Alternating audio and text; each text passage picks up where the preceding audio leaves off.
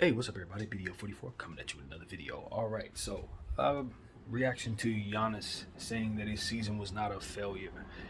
Um, Here's the deal: Giannis said that from a certain perspective that I could understand fully. He's a international role model for millions and millions of people. A lot of those people are children, and what he does not want to send out there is that losing um, or failing to get to your goals should not be seen as a overall failure when considering the process of building, which is something we talk about on this channel. You work your progressions, um, and also he's in the moment trying to absorb what just happened, which is shell shocking for him because I'm sure he thought he was going to win the championship this year, just like more than half of the NBA sphere. And he got bounced out of the first round in 5 games, two of which he was down there for. Um, and it was ultimately his free throw shooting that cost him. So for him to have basically no time to process what just happened and then to be asked that question for the second time in a row by the same guy who asked him that question last year, it just gets to a point where he's going to feel perturbed, but also have to be honest and think about how best to answer the question while understanding what hats he's wearing as international superstar role model, leader of the basketball team, leader of the franchise, and is somebody who's going to have to, whether the team is good or not, whether it's the Bucks or not, if for some reason he leaves, he's still going to have to lead people to believing in what it is that they're doing. And if he, in a moment like this, is saying it's a failure because they didn't reach their goal, then it's going to be harder for everybody who he's supposed to be responsible for to believe in him, believing in them when he says, I believe in you. See, these things matter. It's like he's got teams he's going to have to lead for the rest of his career. He can't be the guy that's, when the moment is pressured out or when the moment has passed and he didn't live up to that pressure, is showing all types of weakness and all types of lack of wisdom as it pertains to what his responsibilities are. He's supposed to be able to uphold that. And so a lot of people who want him to tell the quote unquote truth about whether or not this is a failure have to understand what that answer means to him for all of the different hats that he wears. So that's how I took that. Do I think that the Bucks season was a failure? Yeah, I do. I believe it was a big time failure. I think it was one of the greatest um, upsets in the history of the sport, if not the greatest upset in the history of the sport. I don't know where it ranks. We haven't had a chance to process that yet. But, this was one of the situations where I told you guys that earlier in the season, right after they traded 5 picks, second round picks for Jay Crowder, that they were toying around with their roster spots and leaving Giannis without the type of talent necessary to assure that he had the upside players going forward and the bench players going forward that would make them as good as they want to be. And it's incumbent on him staying healthy for them to even be able to function. And I think, their team was a bit overrated when you start looking at Middleton having injury issues this year and Drew Holiday basically having to score 50-something points in certain games for them to get out of it with a W. And then you consider the back injury that he sustained. It was just a lot of things coming up against him. And Jimmy Butler, obviously, is capable of doing this. It's the wrong time to run into Jimmy for any team. And unfortunately, it was the Bucks that had him in that first round. So a lot of credit needs to be given to Spoelstra and Jimmy.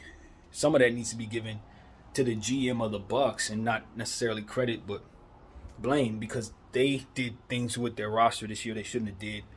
I pointed out that they had some kids on their roster that they probably should have utilized in these playoffs, but everybody believes that experience is something that is a must-have as opposed to just sheer will and talent and somebody just desiring to go out there and put their body on the line. I think some of these kids, somebody made a good point about the Heat. I think it was JJ Redick, that a lot of their guys are playing on one-year contracts. They're more willing to dive on the floor for basketball. They're more willing to do certain things because they don't have the security. I think the same thing for a young player like Wigginton, who played pretty well in the last 2 games of the regular season. You didn't even put him on the playoff roster, and of course he wouldn't likely get a lot of minutes. But if people thought like I thought, he would have gotten some minutes because you saw how high of a level he can go. Now, granted, he might not fit into your quote-unquote system and all these different things, but when I have a high level of talent that can go, I'm not going to allow anything to get in the way of trying to utilize whatever it is they may be able to give me in a situation. And I just think these are the type of things that the Bucks were thinking clearly. They would have been trying to use Marshawn Beauchamp more, trying to use the Wigginton kid more, trying to use their bench players, their young players, a bit more instead of trying to reach for old names like Crowder. You know what I mean? And just allowing, and that wasn't the only one they did. I mean, it was just a lot of stuff that they did in that vein with the Bucks, just misevaluating talent. And to now they're in a situation where it's like they need Giannis to stay healthy. They need Middleton to be 100%. They need Drew Holiday to be at his highest level in order to even, compete. And so when Giannis goes down, you can see that roster is exposed for what it is that I told you it was when they made those trades. Not as good as it needed to be, and the talent level on it was indeed misevaluated. So that's where we're at. And the Bucks have a good enough core of pieces that can really, really go to work in the regular season. But when they get strategized against in the playoffs, without Giannis Antetokounmpo playing at his best, you can see they just get knocked off by a good team system-oriented Miami Heat club with a high-level superstar guy like Jimmy Butler who lives for big moments. And I don't know how far Jimmy's gonna be able to take it. I think the Bucks stops at the Knicks because I just look at the centers that the Knicks have and just understand that they're gonna get overpowered by real big, huge, smart basketball playing centers, and that's really where I draw the line. I understand that JJ made it very clear to us that he doesn't believe Brunson is going to be as impactful in this series because he's going to have Jimmy chasing him.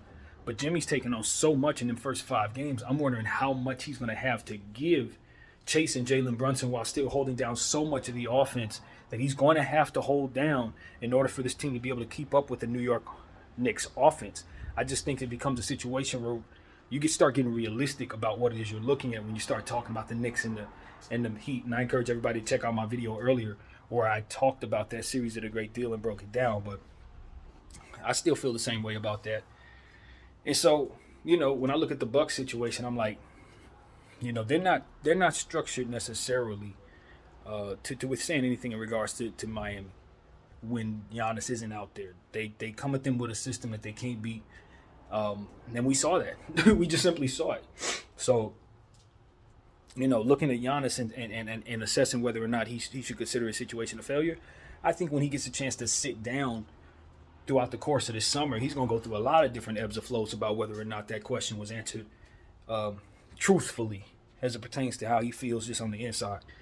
He's going to go through a lot of ebbs and flows about just whether or not it was his fault that the team didn't ultimately win Game 5, missing all those free throws. But I think when you have something going on with your back, it can throw off a lot of things. And as I told people probably like 5 days ago in some random video I made here, Giannis Antetokounmpo, as great as he is, I was actually comparing him to Anthony Davis, telling people that Anthony Davis is a better player than him overall, skilled and skills-wise. I mean, Anthony Davis, he's just a naturally more gifted basketball player. Giannis was a guy who they spent like 8 years trying to develop his game, and even after year 8, he still couldn't basically hit a three-point shot. Like he's a raw talent who's put in countless and countless and countless hours with an entire system of people for his basically his whole adult life to make him who it is we see.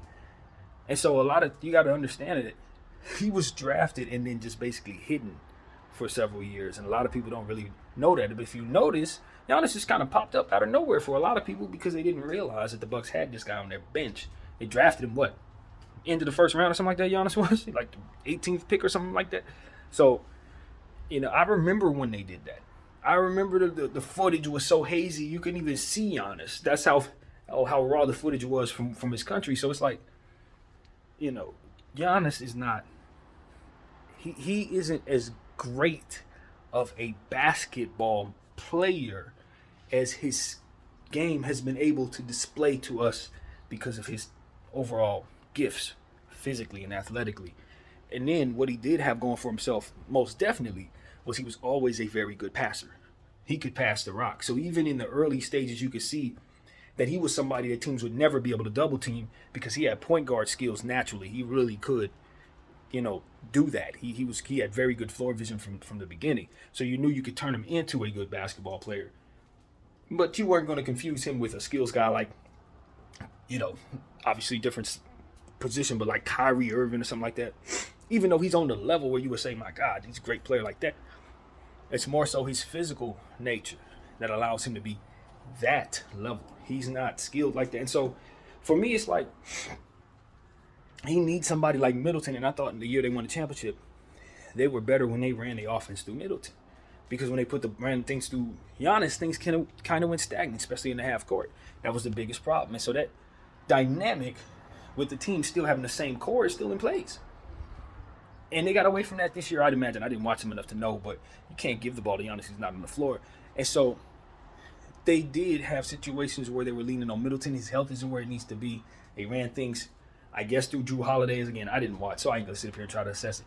But at the end of the day, you just need to run a certain way in order for the Milwaukee Bucks to really be successful, in my humble opinion. And I believe they probably got away from that. And so that's also part of what it is I think took place there. So at the end of the day, Budenholzer's going to get a lot of criticism. A lot of criticism for how he handled things. I understood the substitution for Brook Lopez is something that was a lot of controversy about whether or not he should have rim protection versus whether or not he should be guarding perimeter players in that situation. I leave that up to the basketball minds. You know me, I'm always going to think rim protection is something that you should not be punting. Punt something else. But in that specific situation, when you're down by 2, you don't want to give up the 3, and the game could be won. So I understand that. But if you sub in somebody that leaves you completely open at the rim, again, you're still going to be giving up something there. And you got to assess in a situation like that the percentage of the 3-point shot going up versus the percentage of what it is you'd be able to stop if they don't shoot the 3. And so, sometimes it may be best to just let them have the 3 and then play the rim protection anyway, depending on who's out there shooting. But they had spread the floor with shooters. And when you're considering what the Miami Heat have, probably not a good idea to leave any shooters open in that situation. So, again, I didn't watch, so why would I really talk about that? But the point is he's getting criticism for certain things that he did in that game. And I think it's a lot to be said about whether or not they'll retain him this upcoming season. He has 2 years left on his contract for $16 million. And if anybody gets blamed for stuff like this, especially for problems that can't be fixed overnight, like misevaluating talent and value leaving the organization, then it's going to be the coach who has to go. But I tell you this, if they don't make the changes necessary to get the talent that they need to put around Giannis, the next coach is not going to do any better than Bud. He's not. You can bring in a Nick Nurse or somebody like that, but at the end of the day, you got to get some talent in there. You got to get the players that are good playing well, and you got to get the guys who are done off the team. And that's going to be the challenge for the Milwaukee Bucks, is to just reestablish what talent evaluation means in 2023. Jay Crowder's, some of these other guys, I wish I could think of the names of some of these players on the back of their bench, but at the end of the day, it's time to move on from some of those old names and starting to develop the young players that you get and starting to value these second-round picks that you just came to ship away for free. I'm going to be honest with you. Trading Jay Crowder for 5 second-round picks was atrocious. And when you look at what's going on with the Bucks, if you're really evaluating what they have, you understand that the thing that they probably need the most right now is second-round picks, so they can get these discounts on various players by using those picks as currency. So when you toss them away for a dead asset like Jay Crowder, that truly is a failure. Like, that's a failure in every way, shape, and form, in my humble opinion. So I don't know. It's kind of hard from afar to say who should be where. And I'm a Laker fan. What do I know about the Bucks and their circumstances? But that is a move that needs to be looked at and say, that person who did that probably shouldn't be here.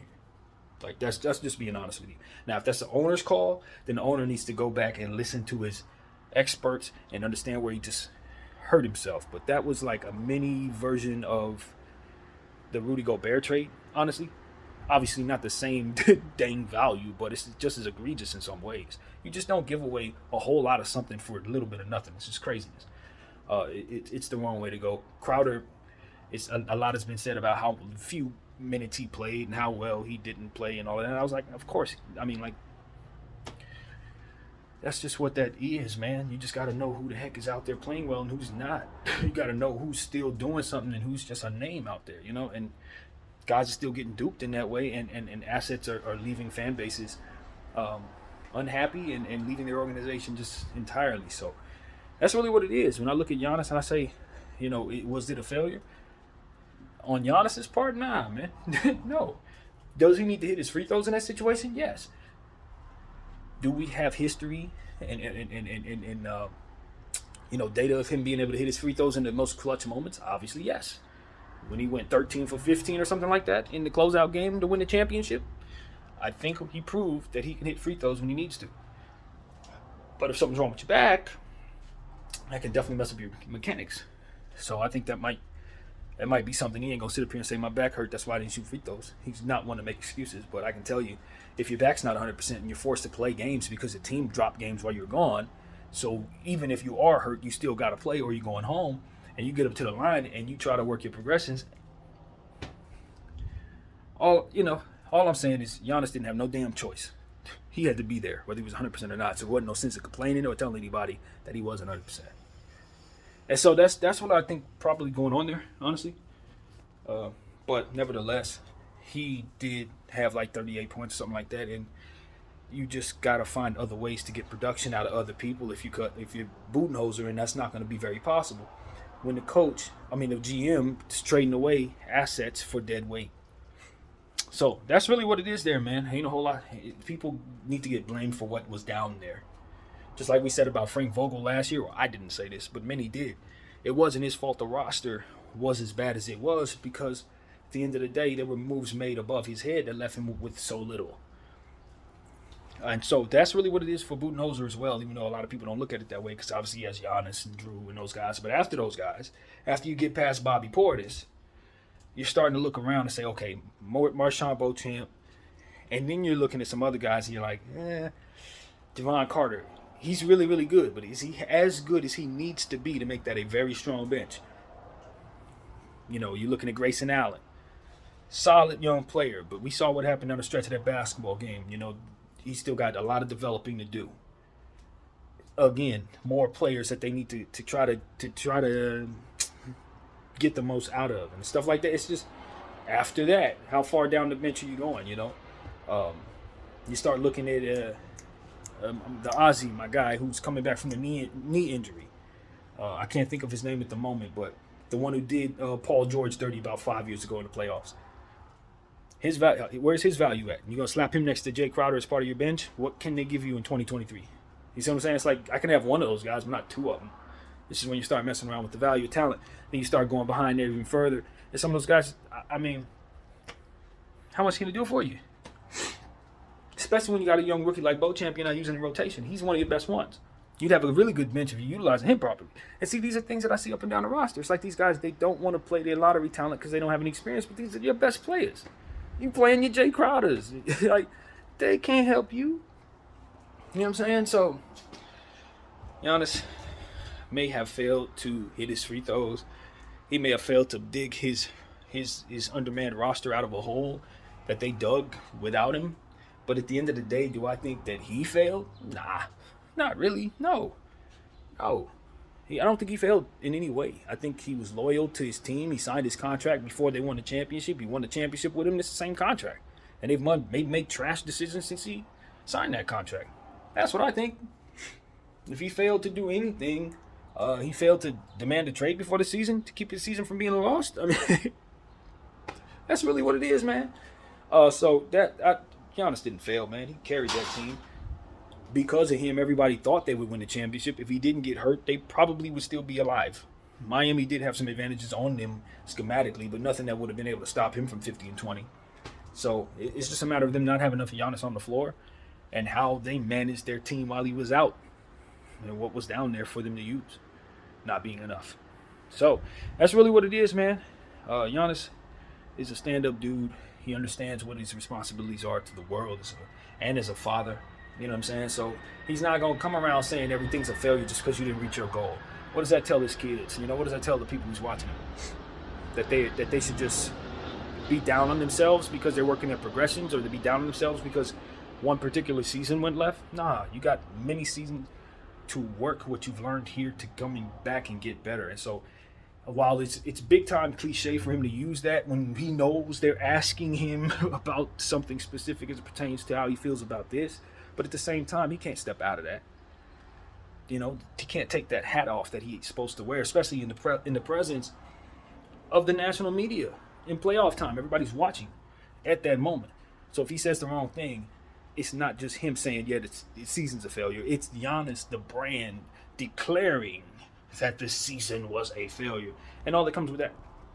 So, no can do, baby. No can do. Got to keep cognizant of what your responsibilities are at all times when you're a brand like Giannis, and especially since he's an international star. He's got other things to consider. So that's what I gotta say, man. He kept his honor as always. Giannis has a great mentality, and I think he's gonna go back in the lab and get even better. And he's probably gonna come back a much better shooter next year because that's how he is. He works hard as hell and comes back and shows you what he's done, and he adds something new every year. So I wouldn't be surprised if he's an 80% free throw shooter next year, like at all. Would not be surprised if he's better creating shots for himself next year. Like, these are the type of things I just know he's gonna put in the hours because he's not satisfied. He does believe in his responsibilities as a leader, and I think winning matters to this guy. I really do. I think winning matters, and he might be one of the few ones that actually has that feeling left. So that's what I think of Giannis. At any rate, if he does end up moving on from the Milwaukee Bucks, I would encourage him to consider the Los Angeles Lakers because, quite honestly, he has the Mamba mentality, and so do we. And that's what's missing from us right now is that mentality.